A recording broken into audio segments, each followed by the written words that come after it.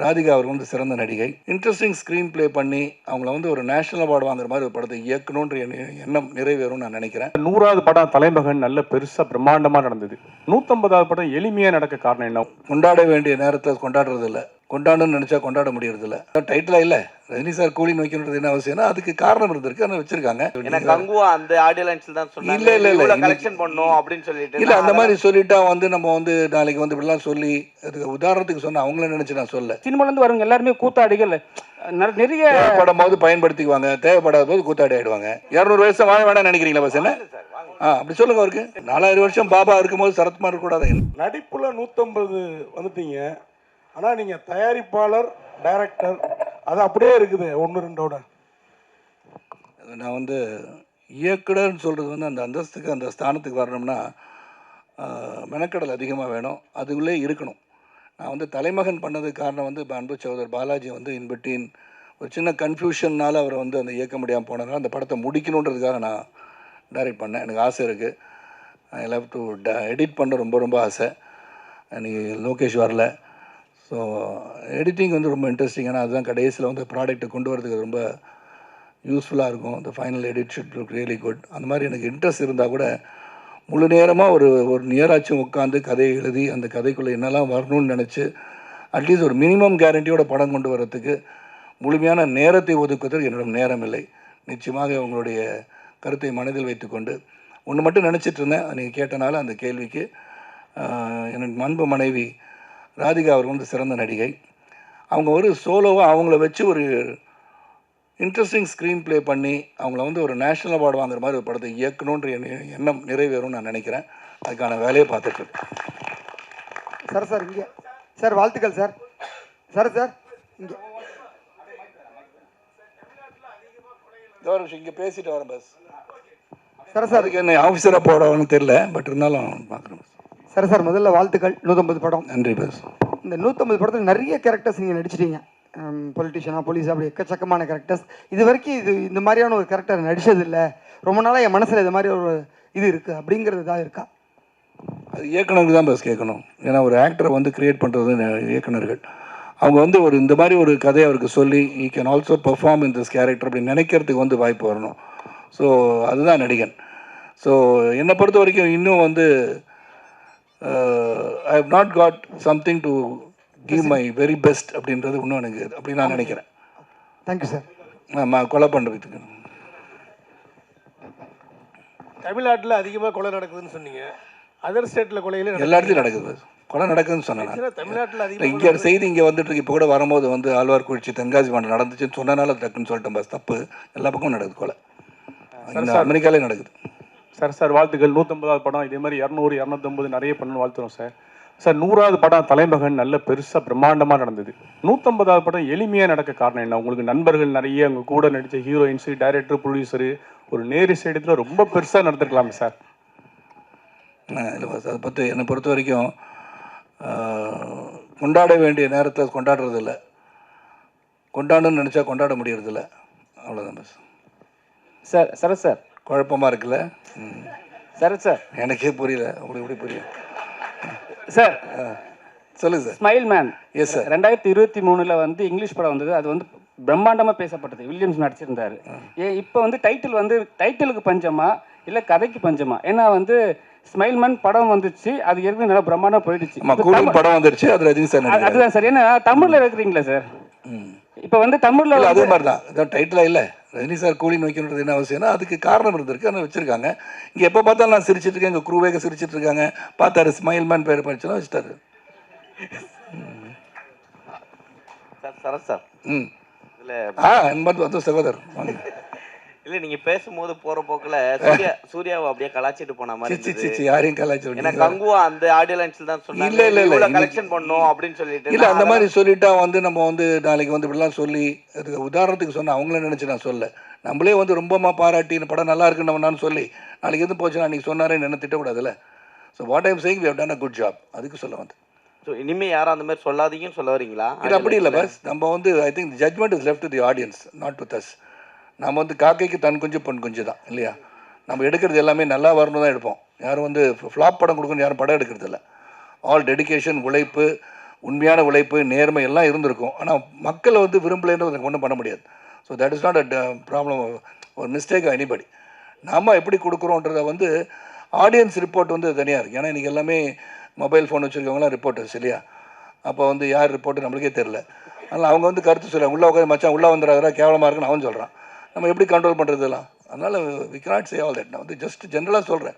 எதுவும் சொன்னால் வந்து சில சமயம் நடக்காதுன்னுவாங்க. என் வீட்டில் கூட கேட்பாங்க, என்னங்க எதுவுமே சொல்ல மாட்டேன்றீங்க, இல்லை முடிஞ்ச பிறகு சொல்கிறேன்னுவேன். ஏன்னா தஸ் மெனி ஸ்லிப் இந்த கப் அந்த லிப் பண்ணுவாங்க. கப்பு இங்கே தான் இருக்கும், காஃபி இருக்கும், எடுத்து குடிக்கிறதுல கொட்டிடும். ஆனால் சொல்லாமல் இருக்கிறது பெட்டர். அந்த மாதிரி நான் சொன்னேன். நீங்கள் தவறாக புரிஞ்சு திருச்சிடாதீங்க. அது எனக்கு நன்றியோடு கேட்டுக்கொள்கிறேன். Direct sir. தெரியல பஸ், எனக்கு மறந்துட்டேன். நான் மெமரி லாஸில் இருக்கேன் நான். Direct sir. ஆமாம் சார். Direct sir. ஆக்சுவலாக இந்த இது டைட்டில் வச்சுட்டு சரத்குமார் சாரை செலக்ட் பண்ணீங்களா, இல்லை சரத்குமார் சார் செலக்ட் பண்ணிட்டு அந்த பேரை வச்சிங்களா? சாரை செலக்ட் பண்ணிட்டு அப்புறம் தான் டைட்டில் வச்சோம். சார் சரத் சார், அவங்களோட மெமரிஸ் படம் நீங்கள் பார்த்துருக்கீங்களா? ஏன்னா இது உங்களோட 150வது படம். அவங்க 2 பேரும் சேர்ந்து தமிழில் ஃபஸ்ட்டு பண்ண படம் மெமரி. இல்லை பஸ், நான் வந்து அதை பார்த்து ஒரு ஜட்மெண்ட் பண்ணி பண்ணணும்னு விரும்பல. சொன்னாங்க வந்து பாருங்கள் சார்னு, கொஞ்சம் பார்த்தேன். பட் அதை வச்சு நான் பேஸ் பண்ணி பண்ணினா இப்போ வந்து எனக்கு அந்த படம் பிடிக்கலன்னு வச்சுக்கோங்களேன். அப்போ இந்த படம் கதை இப்படி தான் எடுப்பாங்க நான் வந்துடக்கூடாது. So I tend want to make any judgmental decisions. இந்த கதை மீது நம்பிக்கை இருந்து இந்த படத்தை நான் செஞ்சுருக்கேன். சார் அதே மாதிரி சுமைல் மன் பேர் வச்சுருக்கீங்க.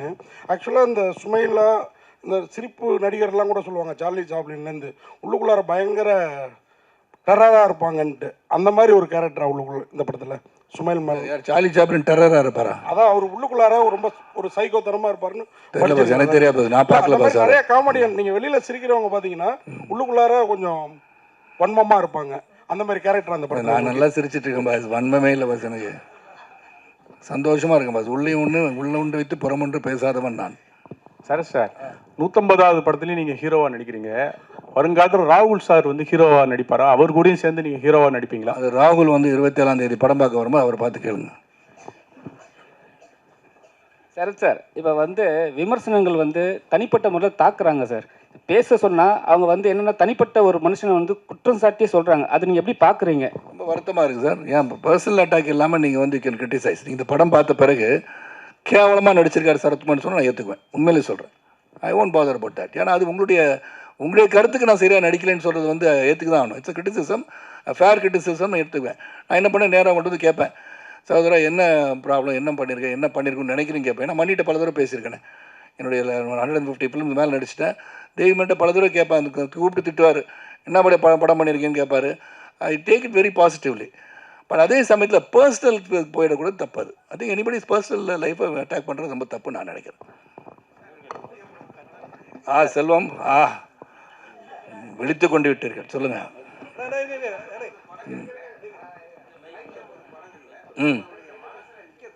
எல்லாமே நிற்கிது பஸ் மனசு. இல்லை அதாவது தனித்துவமாக ஒரு படம் நிற்கிது. அது எந்த படம்? தனித்துவ படம் இல்லை. அப்படி பார்த்தா நிறைய ஹிட் படத்தெல்லாம் சொல்லலாம். அப்புறம் அது மட்டுமா படம்னு சொல்லுவாங்க நாளைக்கு. அப்புறம் வந்து ரவிக்குமார் படமாக சொல்லுவேன். என்னை உருவாக்கிய செந்தில்நாதன் பற்றி சொல்லலன்னு நினைக்கலாம். கட்டபொம்மன் ஓடிச்சு, மணிவாசன் இல்லை, அவரை பற்றி சொல்லலன்னு சொல்லலாம். ஸோ என்னை பொறுத்த வரைக்கும் நான் வந்து டெடிக்கேட்டடாக ஒரு படம் நல்லா வரும் தான் நடிச்சிருக்கேன். ஸோ எல்லாத்துக்கும் எனக்கு ரொம்ப சந்தோஷம் தான் பஸ். நீங்கள் கேட்குறது கேள்வி நல்லா இருக்குது, ஆனால் பதில் வேறு மாதிரி போயிடுவானான்னு பார்க்குறேன். சரத் சார் சொல்லுங்கள் சார்.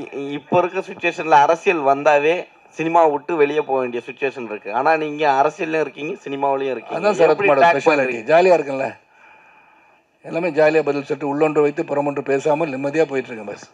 ஒரு குழப்பம் இல்லை. எனக்கு சொல்கிறது எதுவுமே குழப்பம் கிடையாது. நீங்கள் அடுத்த அரசியல் இதுக்கு வந்தீங்கன்னா உங்களை என்ன கேள்வி கேட்டாலும் பதில் சொல்லுவேன். அது அந்த ட்ராக்கில் போகும்போது நிச்சயமாக அதுக்கான பதில் பார்லிமெண்ட் நடந்ததுலேருந்து பேசுவேன். சொல்லுங்க சார். சரத் சார், அதாவது நீங்கள் வந்து நிறைய படங்கள் ஜாதி படங்கள் வச்சுக்கோங்க. டைட்டிலே ஜாதி இருக்கும். கவுண்டர் பொண்ணா கொக்கா அந்த மாதிரி. சின்ன கவுண்டர்னு விஜயகாந்த் நடித்தார். தேவர்மான் கமல் நடித்தார். மறுமலர்ச்சி மம்முட்டி சார் நடித்தார். ஆனால் அன்னைக்கெல்லாம் இல்லாத ஜாதி வன்மம் இன்னைக்கு வர்ற படங்கள்லாம் பழச தோண்டி எடுக்கிறாங்க. இதை நீங்கள் எப்படி பார்க்குறீங்க? இது தேவையா தமிழ் சினிமாவுக்கு? முதல்ல வந்து என்னை பொறுத்த வரைக்கும் நான் சமத்துவம், அதாவது சமத்துவம் தான் நான் என் பேசிக்காக. அது வந்து நீங்கள் இங்கே உட்காந்துருக்க எல்லாரும் கையை கீறி பார்த்தாலும் சிவப்பு நேரத்தில் ரத்தம் ஓடும்.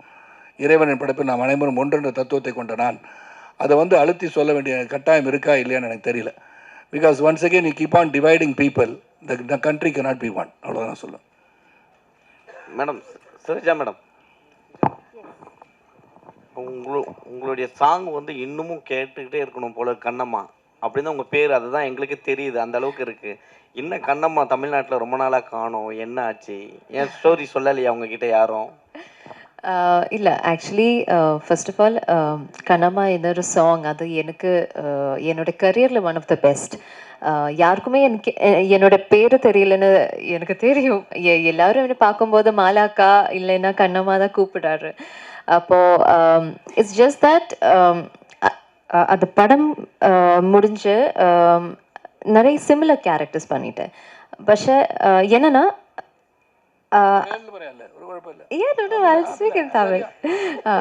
ஆனால் அந்த கேரக்டருக்கு லைக் பெட்டராக வேற ஒரு கேரக்டர்ஸும் எனக்கு கிட்டிட்டில்ல.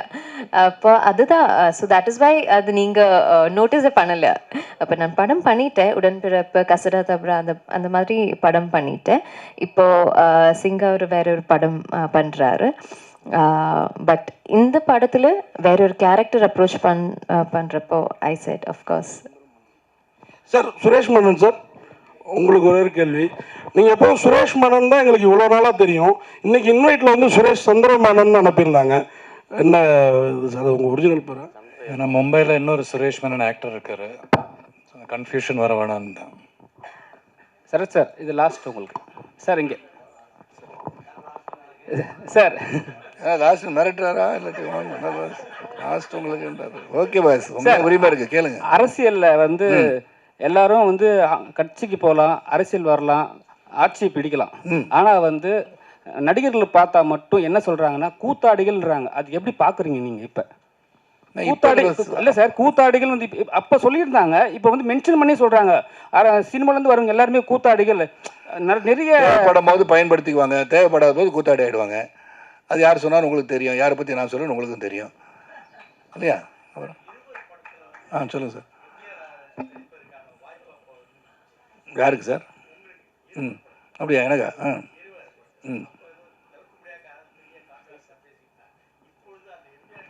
இல்லை, எனக்கு வந்து அந்த கேரக்டர் வரல பஸ், திருத்தம். நான் வந்து பிரகாஷ் ராஜ் கேரக்டரை வந்து மணிரத்னம் சார் பண்ண சொன்னாங்க. ஏன்னா எனக்கு கன்னத்தில் குழி விழுதுன்னு எம்ஜிஆர் மாதிரி இருக்கேன்னு சொல்லி நீங்கள் நினச்சிட்டீங்க. அப்படி இல்லை, நான் பிரகாஷ் ராஜ் கேரக்டர் பண்ண சொன்னாங்க. அப்போ இருந்த அரசியல் சூழலும் அந்த இது பண்ணும்போது வந்து அது சரியாக வருமா வராதான்னு எனக்கு புரியல, வேற ஒன்றும் இல்லை. கண்டிப்பாக பண்ணுறேன். நான் ஒரு படம் வச்சுருக்கோம், அது புரட்சி தலைவர் மக்கள் திலகம் வந்து என் கூட நடிக்கிற மாதிரி, என் கூட ட்ராவல் பண்ணுற மாதிரி ஒரு படம் ஸ்கிரிப்ட் வச்சுருக்கோம். அது நல்லா வரும்னு நம்பிக்கை எனக்கு இருக்குது. அது வந்து டோட்டலாகவே வி கேன் கிரியேட்டும் இன் ஏஐன்னு டிசைட் பண்ணிகிட்ருக்கோம் சார்.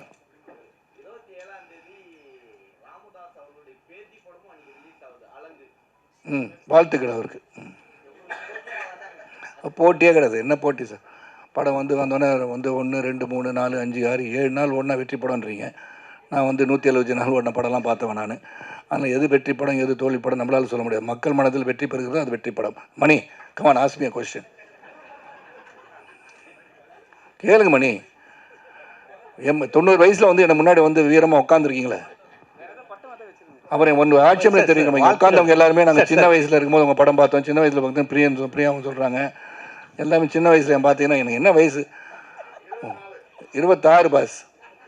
இல்லை சார், இல்லை சார், சரி 30 வச்சுக்கோங்க. ஏன்னா பாராளுமன்ற உறுப்பினராக இருக்க முடியாது, தப்பாயிரும் அது. சார் எப்பவுமே 150 ஏஜ் தான் இருப்பேன்னு சொன்னீங்க, இப்போ படமும் 150 வந்தது.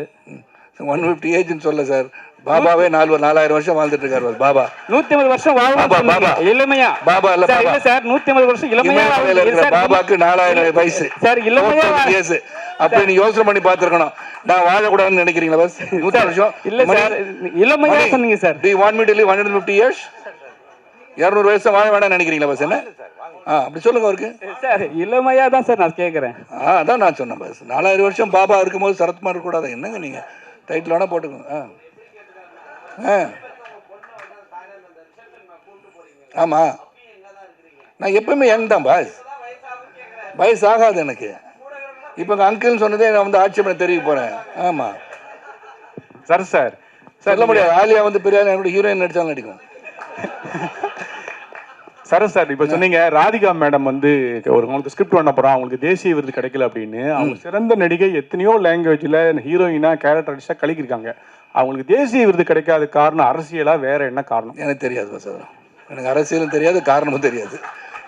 எனக்கு வந்து நல்ல சிறந்த நடிகை, எனக்கு தெரிஞ்சு அகில இந்திய ரீதியில் ஒன் ஆஃப் த பெஸ்ட் ஆக்டர்னு சொன்னால் I would call only Radhika. Sir இந்த படத்துல நீங்க ஆலியா கூட டேட் பாடுறது இருக்கட்டும், இவங்க ஸ்ரீஜா ரோஸ் இந்த படத்தில் ஆடல பாஸ்.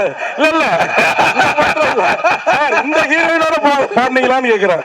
இல்லையா, ஸ்ரீஜா ரோஸோட இன்னும் அவங்க கிளியரா சொன்னாங்கல்ல, தெல்ல தெளிவாக சிறப்பாக நான் இவருடன் இன்வெஸ்டிகேஷன் டீமில் இருக்கிற ஒருவர் என்று சொன்னார்.